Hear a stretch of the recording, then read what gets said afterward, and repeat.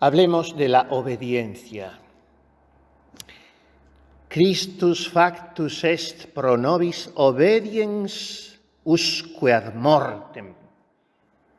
Se hizo por nosotros Jesucristo, obediente hasta donde no se puede llegar más lejos, hasta el límite que no se puede ya traspasar de la obediencia, hasta la muerte, y no cualquiera.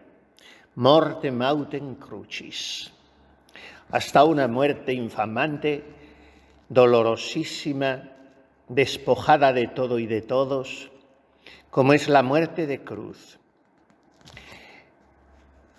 Cristo se encarnó por y para obedecer la voluntad del Padre. Y su vida toda fue un acto de obediencia, vuelto al Padre. Yo hago siempre lo que al Padre le agrada, no una obediencia disciplinar, jurídica, exteriorizante, escrupulosa de cumplimientos leguleyos. No, una obediencia de quien quiere dar gusto a Dios, no a sí mismo. Por tanto, una obediencia que es ineluctablemente mortificada, olvidada de sí, abnegada y por tanto alegre y libre. De esta libertad de la que procede y a la que conduce la obediencia, quisiera yo que meditásemos juntos, apoyándonos en la autoridad, para mí cada día más agigantada, de nuestro querido Benedicto XVI. Yo lo leo y lo estudio y rezo con él más ahora que cuando era Papa en ejercicio, porque sigue siendo Papa en oración. Y porque entonces no me daba tanto tiempo, porque producía mucho magisterio. Y ahora yo lo voy dosificando según me interesa, una homilía, un discurso, una intervención del año 8, del año 12, lo dosifico. Primero tengo más facilidad de administrarlo a mi comodidad. Y lo leo más ahora. También porque encuentro que estamos mucho más carentes de magisterio, claro, de un magisterio sólido. Las entrevistas en los aviones o las opiniones personales no son propiamente magisterio. Pero en Benedicto XVI tenemos un guía imperecedero y por eso recurro y voy y encuentro verdaderas perlas. Miren, en algo que no parece ocasión tan propicia para hablar de la obediencia, hizo él sobre esta virtud un tratado espléndido, lleno de sabiduría y de serena y respetuosa prudencia como era él. Se trata de la homilía en la Santa Misa con los miembros de la Pontificia Comisión Bíblica. Fue el jueves 15 de abril del año 2010. Y humildemente empezó diciendo: no he tenido tiempo de preparar una verdadera homilía. Y le salió una obra de arte. Dijo: quiero solo invitaros a cada uno a la meditación personal, proponiendo y subrayando algunas frases de la liturgia de hoy. Y esto es lo que hacemos nosotros en una plática de un retiro. No una homilía, sino proponeros algo para la meditación personal. ¿De qué frase arranca Benedicto XVI? De una gran afirmación de San Pedro en el discurso del Príncipe de los Apóstoles que transmite San Lucas en el libro de los Hechos 5:29. Dice Pedro: hay que obedecer a Dios antes que a los hombres. Y dice el Papa que esta respuesta de Pedro a la suprema institución religiosa, que es quien le está retando un poco, pues esta respuesta de Pedro al Sanedrín es casi idéntica a la respuesta que da el filósofo Sócrates al tribunal de Atenas, la capital del mundo helénico, griego. Pues aquel tribunal de Atenas ofrecía a Sócrates la libertad, la liberación, a condición de que renunciase a hablar de la verdad, a condición de que no siga buscando a Dios. Es la invitación a San Pedro. Pero la búsqueda de Dios para Pedro es un mandato que viene del mismo Dios, no es un antojo suyo. Por eso dice el Papa, una libertad comprada con la renuncia al camino hacia Dios dejaría de ser libertad. Por tanto, no debe obedecer a esos jueces, no debe comprar su vida perdiéndose a sí mismo, sino que debe obedecer a Dios. La obediencia a Dios tiene la primacía. Y esa obediencia repite una y otra vez en esta homilía, de la cual aludiré solo a la primera parte, porque la segunda parte habla ya más bien de la vida eterna. Esta obediencia es la que da la libertad. Y dice el Papa, el tiempo moderno ha hablado de la liberación del hombre, de su plena autonomía, por tanto también de la obediencia a Dios. La obediencia debería dejar de existir. El hombre es libre, es autónomo, nada más. Pero esta autonomía es una mentira ontológica, porque el hombre no existe por sí mismo y para sí mismo. Y también una mentira política y práctica, porque es necesaria la colaboración, el compartir la libertad. Y si Dios no existe, si Dios no es una instancia accesible al hombre, solo queda como instancia suprema el consenso de la mayoría. Por consiguiente, el consenso de la mayoría se convierte en la última palabra a la que debemos obedecer. Y este consenso, lo sabemos por la historia del siglo pasado, puede ser también un consenso en el mal. ¿Cuánto se echa hoy de menos una voz así en el mundo? Por eso se empeñaron, hasta conseguirlo, en acallar a Benedicto XVI, que era la gran voz, débil, casi infantil, frágil, pero la voz que denunciaba la dictadura del relativismo, que hoy no denuncia nadie. Y decía estas cosas que dolían mucho al poder imperante hoy, que es el del nuevo orden mundial y el de la Agenda 2030, que quiere llevarnos y está llevando a las pobres gentes, tatuadas, enloquecidas, endemoniadas, desnudas por la calle, a vivir como si Dios no existiese.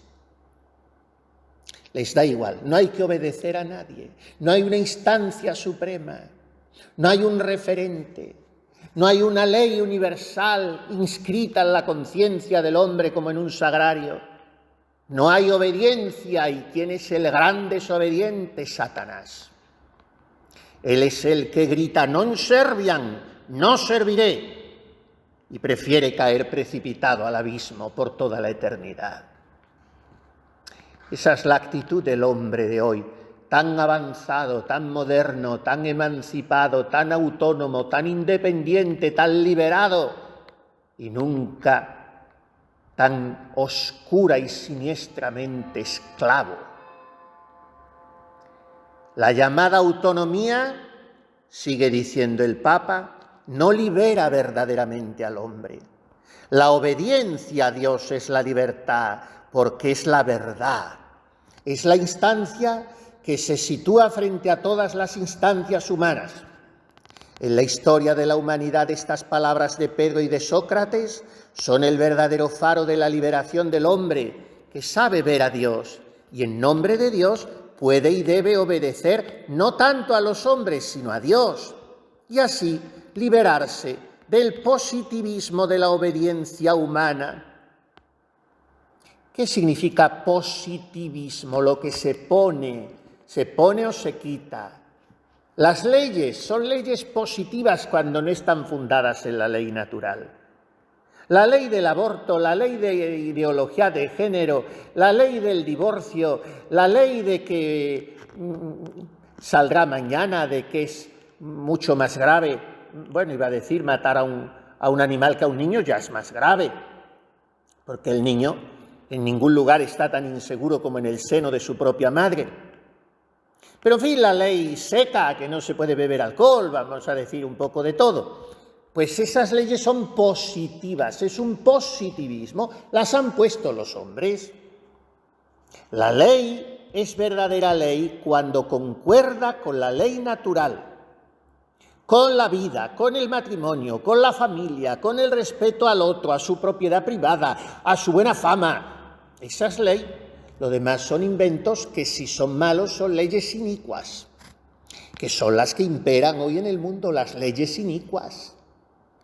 Y está excluido de ese mundo el que no quiera seguirlas, porque la conciencia no se respeta. Y entonces dice Benedicto XVI que el obedecer a Dios lleva al hombre a liberarse del positivismo de la obediencia humana. Las dictaduras siempre han estado en contra de esta obediencia a Dios. La dictadura nazi, al igual que la marxista, no pueden aceptar a un Dios que esté por encima del poder ideológico, como la dictadura que tenemos hoy. En España llaman dictadura a la de Franco, dictadura es la de hoy, donde no se puede pensar ni actuar fuera de lo que está establecido. Son dictaduras ideológicas. Pero la verdadera libertad, dice el Papa, es la de los mártires, que reconocen a Dios precisamente en la obediencia al poder divino. Ese es siempre el acto de liberación con el cual nos llega la libertad de Cristo. Hoy, continuaba Benedicto XVI, no vivimos bajo dictaduras, pero existen formas sutiles de dictadura.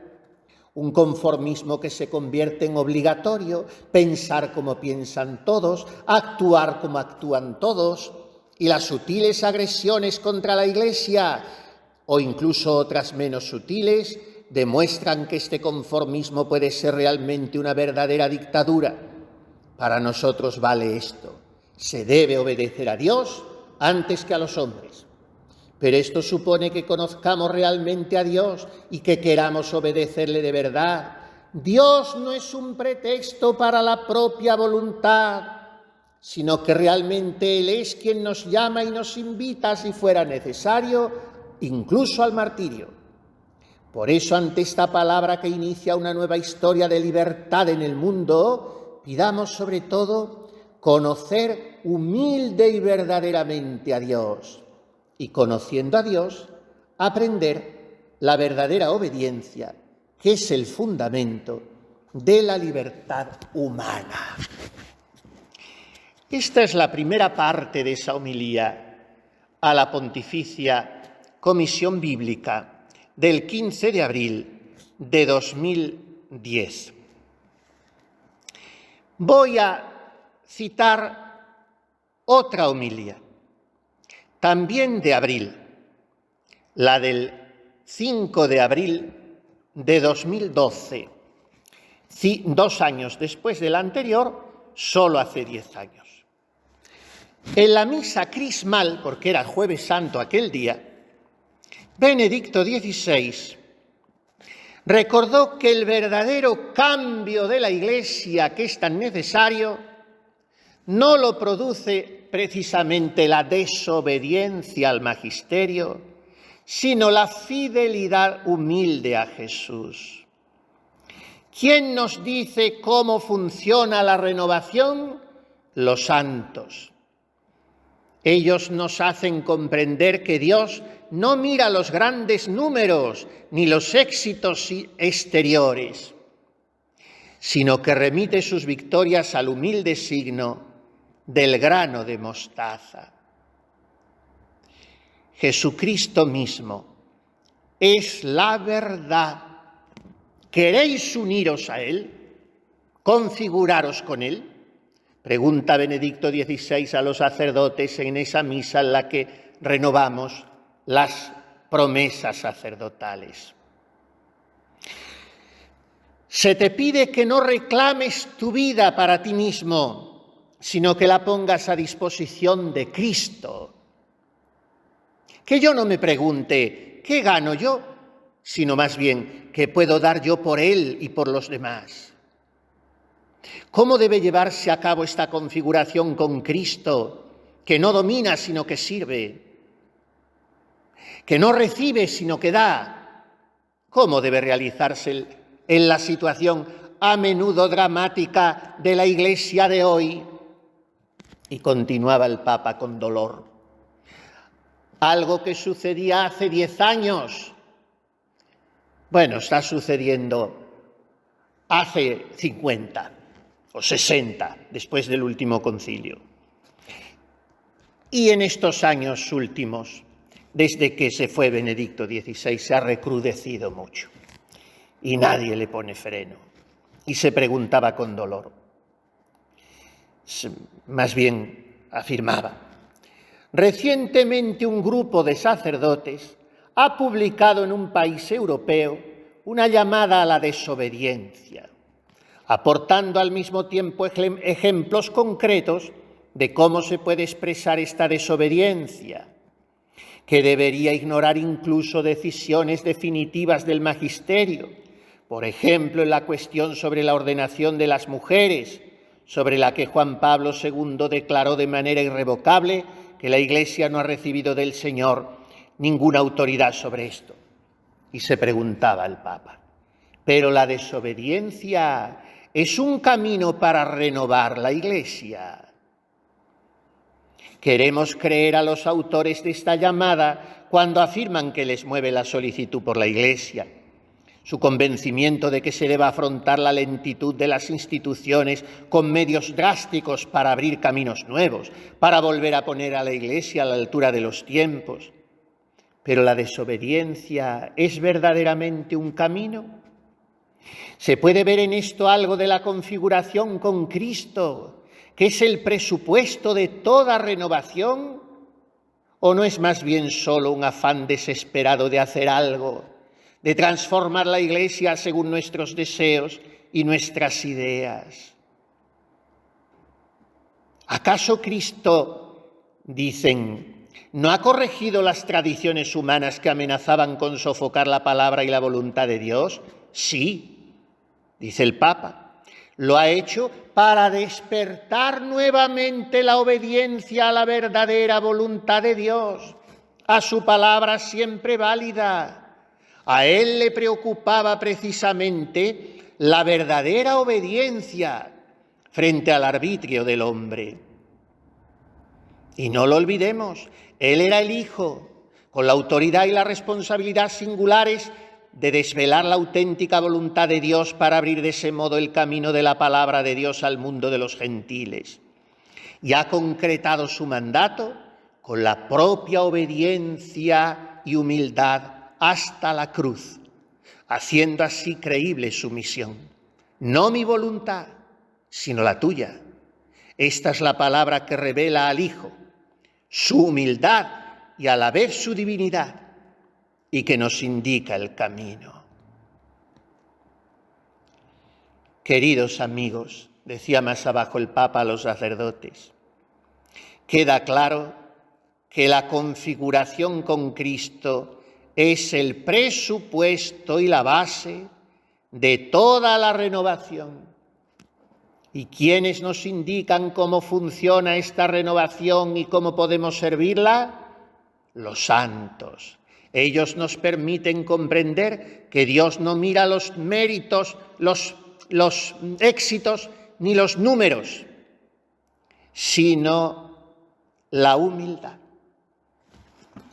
Bien, pues después de repasar estas enseñanzas geniales, como todas las suyas, de Benedicto XVI sobre la obediencia, vamos a aterrizar un poquito más y a concretar en nuestra obediencia, la obediencia de la religiosa.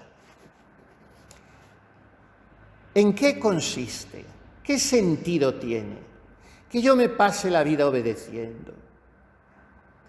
Que tenga que hacer ese oficio que me mandan en vez de otro, que tenga que ir a esta hora en vez de a la otra, que ahora quiera descansar y haya que trabajar o al revés, que me apetezca hablar y tenga que callar, que me indiquen una cosa que parece, y quizá lo sea, un poco absurda porque se podría hacer de otra manera.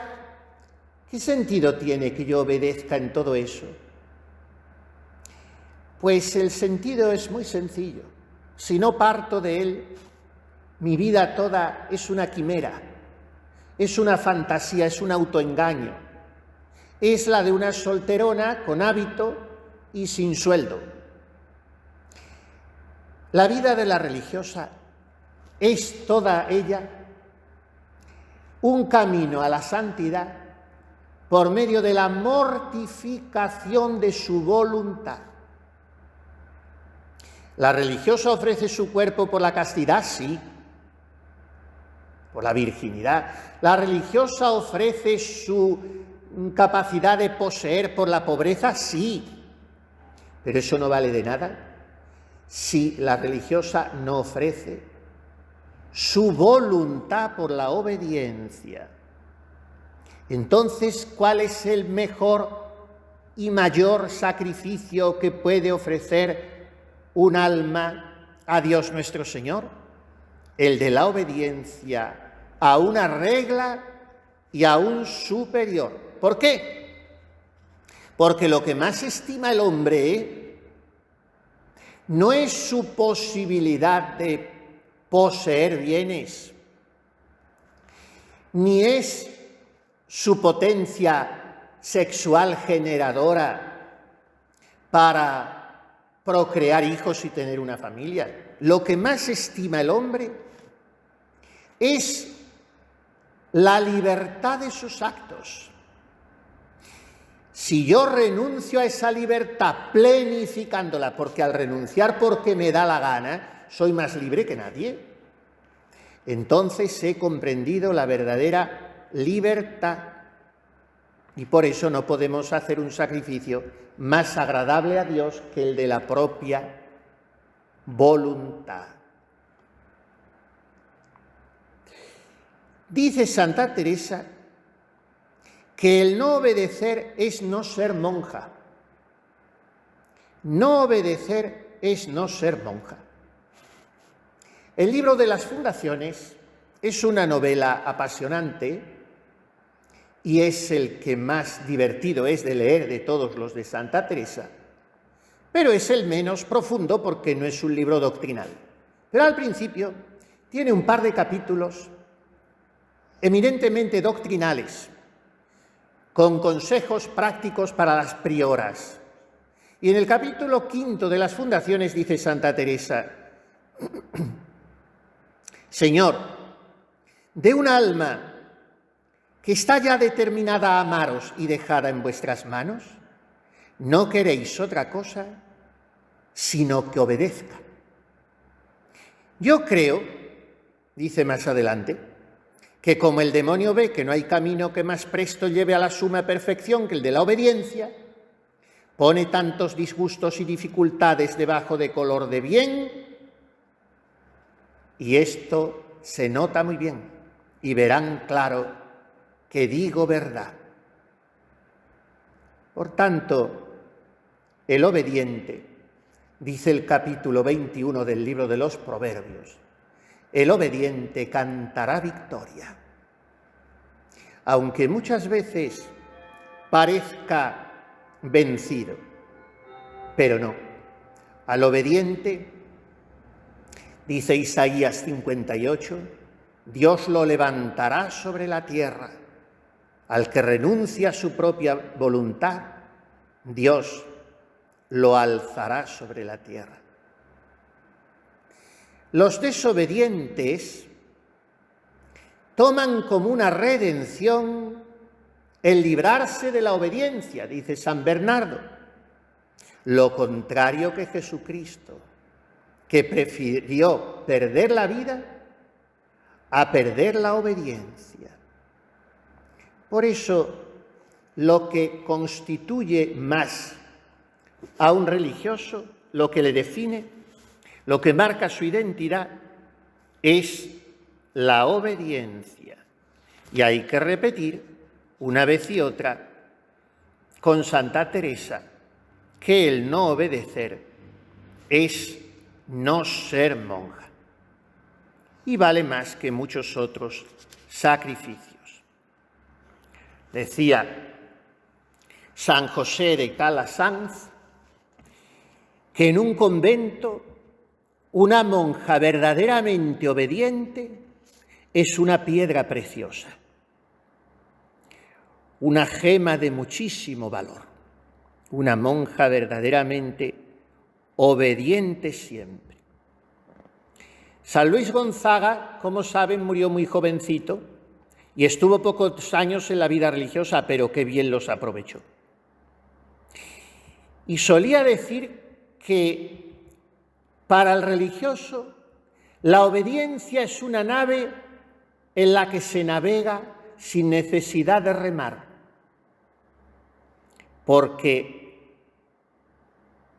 la vela la hincha con su aire el Espíritu Santo y hay que dejarse, por tanto, llevar por la obediencia.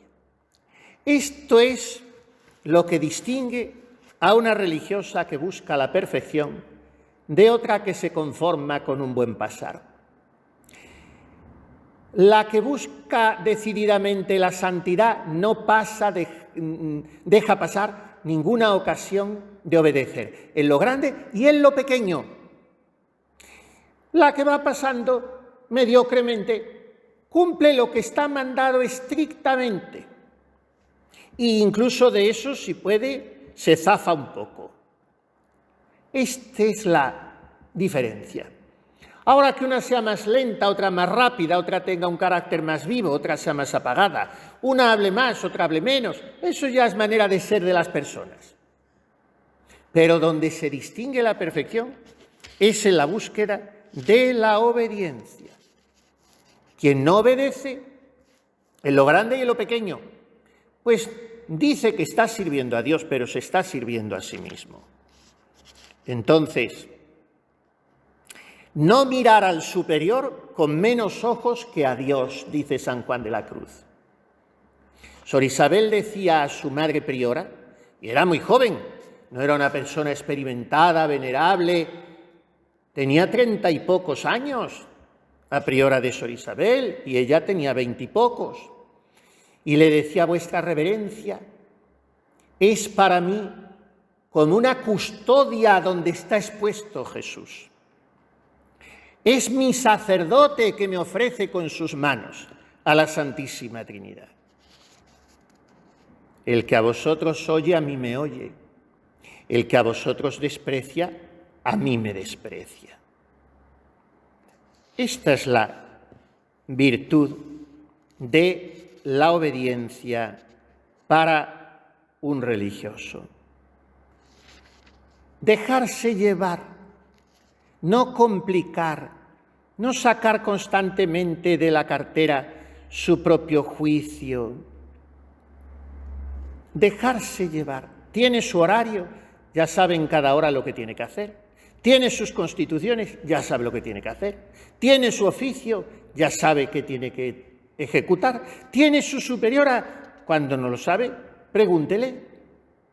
Y esa vida es de mucha paz. Ahora la que empieza a singularizarse en todo, a hacer su voluntad en todo. Hay que darle gusto. Los pobres superiores tampoco pueden enfrentarse porque más vale la paz. Y bueno, pues acaba haciendo su vida. Siempre en todos los conventos, en todas las comunidades, este va a su aire, mire usted, este va a su aire. Bueno, pues, ¿qué aire es? A ver si se va a resfriar con tanto aire. No, hay que dejarle. Sí, la verdad es que hay que dejarle, pero pues no es una vida religiosa. Entonces, a veces en los conventos es un desorden cuando el superior quiere distribuir los oficios y tiene que el superior obedecer a los súbditos, porque los súbditos no obedecen al superior.